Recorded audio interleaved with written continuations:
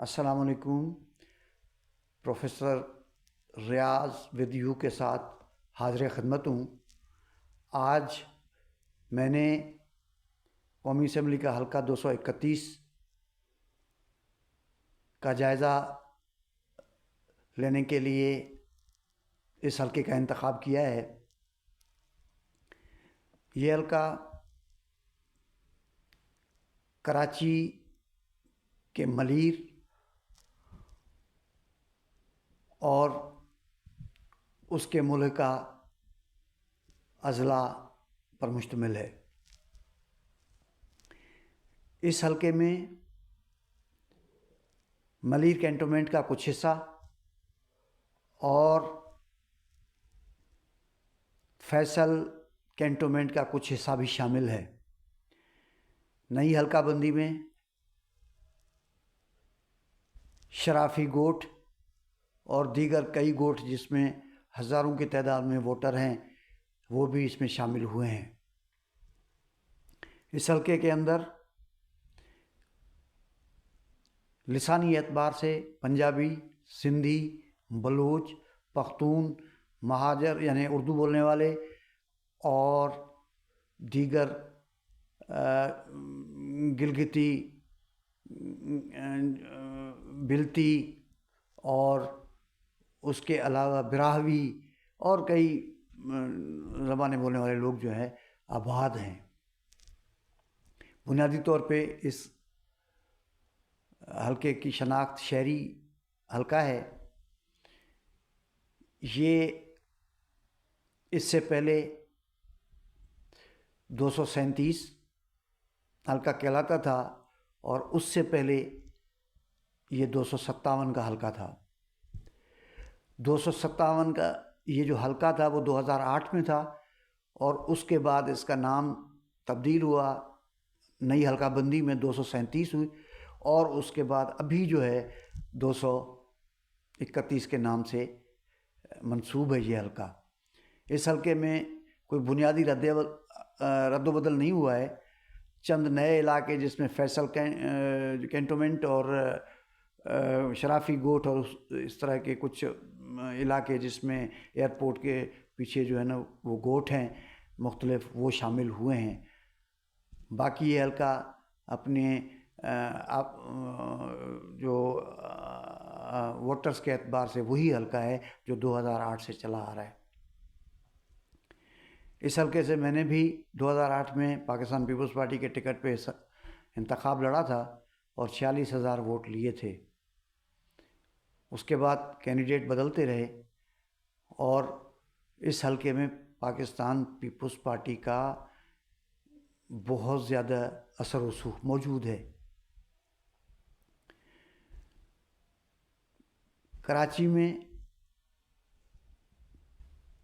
کچھ سال پہلے تک جس طرح انتخابات ہوتے تھے اور جس طرح انتخابی نتائج حاصل ہوتے تھے اس پہ بحث کی ضرورت نہیں ہے۔ سب جانتے ہیں کہ کیسے ڈبے بھرے جاتے تھے اور کس طریقے سے یہ چیزیں ہوتی تھی۔ لیکن گزشتہ 8-10 سال سے کچھ انتظامی سطح پہ، کچھ سیاسی سطح پہ اس طرح کی تبدیلیاں آئی ہیں کہ اب کسی حد تک ووٹرز کو آزادانہ طریقے سے رائے کے اظہار کا موقع ملتا ہے۔ اس حلقے سے 2018 کے انتخابات میں ملیر کے سینئر سیاستدان اور سینئر پارلیمنٹیرین جناب عبدالحکیم بلوچ صاحب نے انتخاب لڑا تھا اور اس کے مد مقابل پی ٹی آئی کے کیپٹن جمیل احمد خان تھے۔ میں آپ کے یادداشت کو تازہ کرنے کے لیے 5 اہم ترین جو کینڈیڈیٹس تھے 2018 میں انہوں نے جو ان کے حاصل شدہ ووٹ تھے وہ میں آپ کو بتانے کی کوشش کر رہا ہوں۔ کیپٹن جمیل احمد خان نے 33,280 ووٹ حاصل کیے تھے، عبدالحکیم بلوچ صاحب نے 31,907 ووٹ حاصل کیے تھے، زین انصاری جو مسلم لیگ نون کے تھے 14,099 ووٹ حاصل کیے تھے، فہیم احمد تحریک لبیک پاکستان کے 11,665 ووٹ حاصل کیے تھے، اور ڈاکٹر ندیم صاحب 11,251 ووٹ حاصل کیے تھے۔ ان کا تعلق MQM پاکستان سے ہے۔ اس بات میں ایک اہم بات جو ہے وہ یہ ہے کہ جناب عبدالحکیم بلوچ صاحب کو یہ شکایت تھی کہ ان کے ساتھ دھاندلی ہوئی ہے، اور PTI کے حوالے سے جو 2018 کا انتخابات تھے، تمام پولیٹیکل پارٹیز نے اوورآل نتائج پہ عدم اطمینان کا اظہار کیا تھا، اور کہا جا رہا تھا کہ ان کو یہ جیتے نہیں ہیں بلکہ ان کو پولیٹیکل مینجمنٹ کے ذریعے اور مختلف طریقوں سے جتوایا گیا ہے، اور یہ پرسیپشن زیادہ مضبوطی سے عوام کو اس نے اپنی طرف متوجہ کیا تھا۔ انفیکٹ یہ پرسیپشن نہیں تھا، یہ ریئلٹی تھی، اور اس کے بہت زیادہ شواہد موجود تھے۔ اور بعد کے وقتوں میں جب عمران خان اور ان لوگوں کے بیچ کنفلکٹ شروع ہوا تو انہوں نے براہ راست تو یہ نہیں کہا کہ ان کو ہم نے جتوایا تھا، لیکن یہ ضرور کہا کہ ہم نے ہر مرحلے پہ ان کی مدد کی، ان کی سپورٹ کی، ان کو پروٹیکٹ کیا۔ میرا خیال ہے کہ یہ میسیج ہی کافی ہے پاکستان کے عوام کے لیے اور ووٹرز کے لیے کہ جن لوگوں نے ان کو جتوایا تھا انہوں نے ایک طرح سے یہ بات آ کے پبلکلی کہی، لیکن کسی دوسرے طریقے سے۔ تو جناب عبدالحکیم بلوچ صاحب بھی اسی بات کے اور اسی سوچ کے وکٹم ہوئے۔ انہوں نے انتخابی جو ٹریبونل ہے اس کے اندر یقیناً ایک مقدمہ بھی دائر کیا تھا اپنے حلقے کے حوالے سے کہ جی ان کے ساتھ دھاندلی ہوئی ہے، لیکن اس کے بعد صورتحال یہ اکثر بدلی، کیونکہ جو حاصل شدہ ووٹ ہے ان میں کوئی زیادہ فرق بھی نہیں تھا، لیکن عمران خان صاحب نے اسمبلیوں سے استعفیٰ دیا، اپنے سارے کینڈیڈیٹس کو جو ہے نا اسمبلیوں سے باہر لے آیا، اور پھر ضمنی انتخابات میں اپنے کینڈیڈیٹ جو ہے نا پیش کیے، اور اس حلقے سے خان صاحب نے خود کو بطور کینڈیڈیٹ پیش کیا،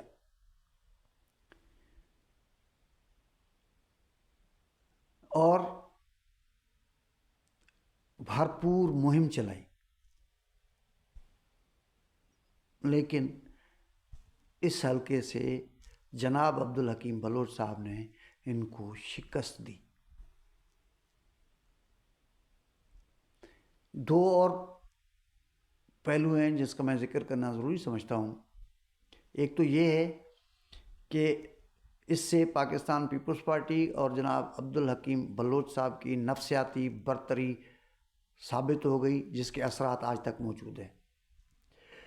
اور دوسری بات یہ ہے کہ 2018 کے انتخابات میں اس حلقے سے کیپٹن جمیل احمد خان جناب عبدالحکیم بلوچ کے مد مقابل تھے PTI کے کینڈیڈیٹ کے طور پہ، لیکن 2024 کے جو انتخابات جو 8 فروری کو منعقد ہونے والے ہیں اس میں کیپٹن جمیل احمد خان مسلم لیگ نون کے کینڈیڈیٹ ہیں، اور جناب عمران خان نے ممکنہ طور پہ اس کو ریپلیس ہی تب کیا تھا، اس کو ٹکٹ نہیں جاری کیا تھا، اس لیے کہ اس کے بارے میں بہت شکایات تھی کہ یہ پبلک سے بہت دور ہیں، ان کا کوئی عوامی جو سرگرمیاں ہیں وہ نہیں ہیں، لوگوں کے مسائل حل نہیں کرتے.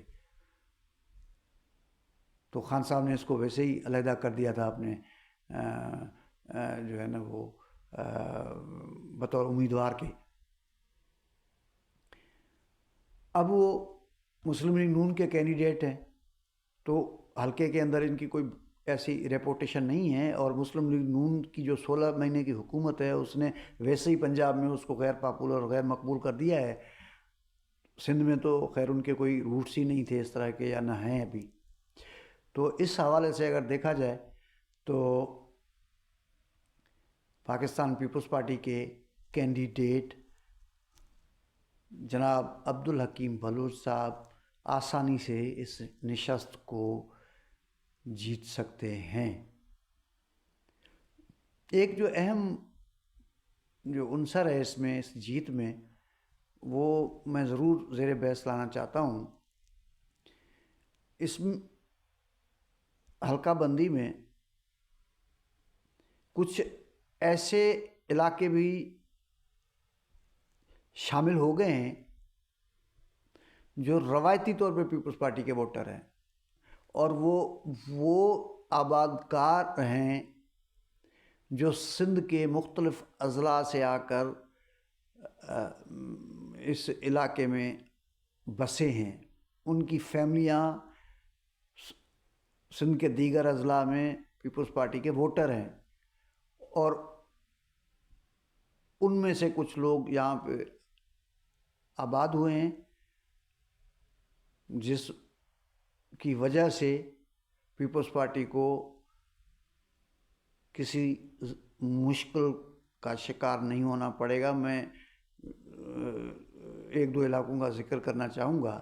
دھنی بخش گوٹ ہے، راشدی گوٹ ہے، اس طریقے سے جو ہے نا کچھ اور گوٹ ہیں جن میں ہزاروں کی تعداد میں ووٹرز ہیں.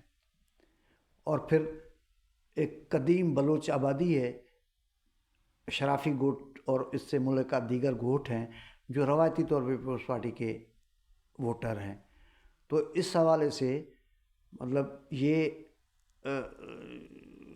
ضروری ہے بتانا کہ پیپلز پارٹی ان علاقوں کے اندر سویپ کرے گی، اور کسی جگہ پہ اگر کہیں اگر پیپلز پارٹی کے کینڈیڈیٹ کو ووٹ نہیں ملے تو یہاں سے بڑی تعداد میں حاصل کر کے ووٹ اور اپنے جیت کو ممکن بنا سکتے ہیں. اور یہ سیٹ جو ہے اس نشست پہ تو پیپلز پارٹی پہلے سے جیتی ہوئی ہے، اور اس علاقے کے اندر بہت کام بھی ہوئے ہیں. کارپیٹنگ ہوئی ہے، روڈ راستے بہتر ہوئے ہیں، سیوریج کا نظام بہتر ہوا ہے، صفائی کا نظام بہتر ہوا ہے، اسکول بنے ہیں. تو اس حوالے سے پیپلز پارٹی نے اپنے سپورٹ بیس کو یہاں پہ بہت زیادہ مستحکم کیا ہے، اور اس وجہ سے پیپلز پارٹی کو اس حلقے میں زیادہ مشکلات کا سامنا نہیں کرنا پڑے گا، اور آسانی سے یہ نشست حاصل کر لیں گے. ہم جب یہ تجزیہ پیش کر رہے ہوتے ہیں تو ہم کسی کے لیے دل آزاری کا باعث نہیں بنتے. ہم دلیل سے بات کرتے ہیں، حقائق کو پیش کرتے ہیں، ماضی کی جو صورتحال ہے اس کو زیر بحث لاتے ہیں، اور ٹھوس حقائق کی بنیاد پر اپنے دانست میں اپنے شعور کے مطابق جو بات سمجھتے ہیں اس کو ایمانداری سے رکھنے کی کوشش کرتے ہیں. اور ہمارا مقصد قطعاً یہ نہیں ہوتا کہ ایسی بات کی جائے جس سے کسی پارٹی کو کوئی نقصان ہو یا کسی پارٹی کے کسی ووٹر کو کی دل آزاری ہو، یا ایسی چیز جو ریئلٹی نہ ہو بلکہ ہم اس کو ریئلٹی کے طور پہ پیش کریں۔ میں ہمیشہ اپنے ولاگ میں یہی کہتا ہوں کہ جو میں نے گفتگو کی ہے اس سے اگر کسی کو اختلاف ہے تو وہ کمنٹ میں بتا سکتے ہیں یا مجھ سے براہ راست رابطہ کر کے بات کر سکتے ہیں، اور میں ان سب کو کہتا ہوں کہ اگر ان کے بات میں کوئی وزن ہو تو میں یقیناً اپنے تصحیح کے لیے الگ ولاگ بھی کر سکتا ہوں۔ آج کی گفتگو کا اختتام ان باتوں پر کرتے ہیں۔ یہ سلسلہ جاری رہے گا۔ اگلے ولاگ میں کسی نئے کانسٹیٹیوئنسی تجزیہ لے کر ہم آپ کی خدمت پہ حاضر ہوں گے۔ اپنا خیال رکھیے گا۔ مہربانی، شکریہ۔